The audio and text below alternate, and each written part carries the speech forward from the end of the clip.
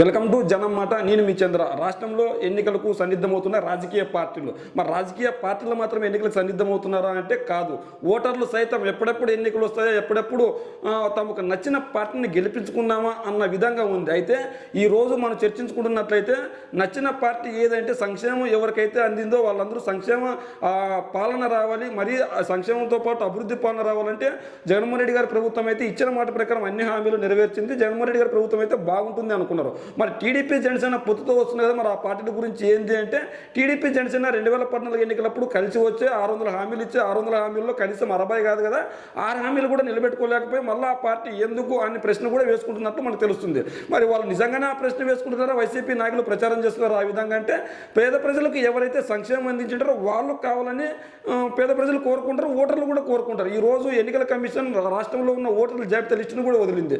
దాదాపు 4 కోట్ల ఓటర్లు ఈ రాష్ట్రంలో ఉన్నారు. 4 కోట్ల ఓటర్లు మాత్రమే ఈ రాష్ట్రం, దాదాపు 4 కోట్ల ఓటర్లు మాత్రమే ఉన్నారు. ఈ 4 కోట్ల ఓటర్లు కూడా మహిళలది పై స్థాయి. కొత్తగా 15 లక్షల మంది ఓటర్ హక్కు వినియోగించుకోబోతున్నారు. వీళ్ళందరికీ ఒక వార్త ఏంటంటే ఎన్నికలకు ముందస్తు షెడ్యూల్ రావచ్చు, బడ్జెట్ సమావేశాల తర్వాత ఎప్పుడైనా విడుదల, ఏప్రిల్ సార్వత్రిక ఎన్నికల ప్రక్రియ మొత్తం పూర్తి, నిర్వహణకు శరవేగంగా ఎన్నికల కమిషన్ సన్నాహాలు.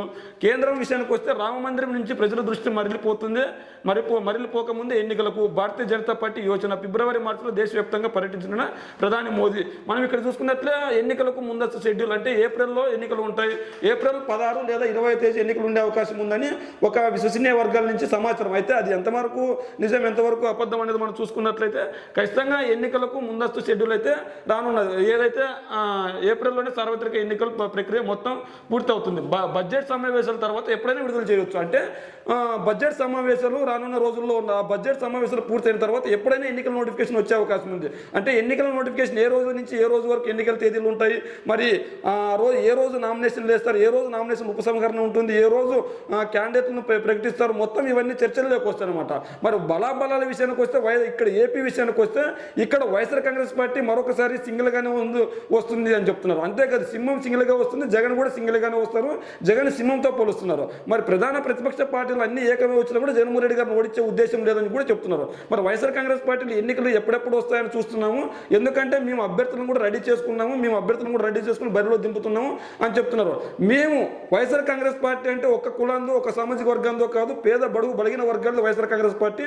ప్రతి పేద బడుగు బలహీన వర్గాలు వైఎస్ఆర్ కాంగ్రెస్ పార్టీని గెలిపించుకోవడానికి సిద్ధంగా ఉన్నారని వైఎస్ఆర్సీపీ వాళ్ళు చెప్తున్నారు. మరి ఇందులో నిజమెంత అంటే ఎన్నికలు వస్తే కనుక తెలియదు. వైఎస్ఆర్ కాంగ్రెస్ పార్టీ మాత్రం వై నాట్ 175 పేరుతో పిలుపునిస్తుంది. వీళ్ళేమో ఇంకా సీట్లు పొత్తులే తెలియకుండా ఉంది. ఇదే నేపథ్యంలో ఎన్నికల కమిషన్ ముందస్తుగా ఎన్నికల నోటిఫికేషన్ ఇచ్చే అవకాశం ఉందని చెప్తుంది.